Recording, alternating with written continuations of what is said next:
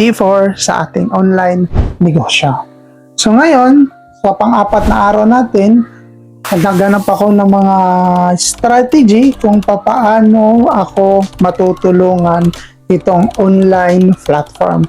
So una kong ginawa, naghanap ako ng mga libro na makakatulong at makakadagdag kaalaman sa akin dito sa pagninegosyo online. Kasi alam naman natin na hindi tayo sa mga ganitong strategy kasi hindi nga ito yung ating kinaugalian.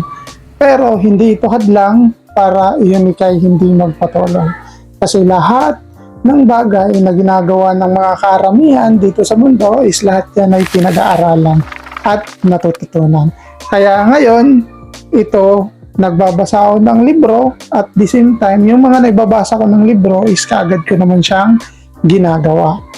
At ngayon, D4 na ito, ang ginawa ko is inaral ko at nag-research ako ng mga magagandang idea all about naman doon sa product na binibenta ko.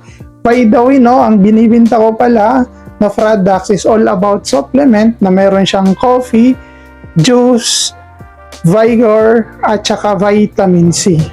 Kung gusto mo yung mga ganitong video, i-follow mo ko for D5 videos.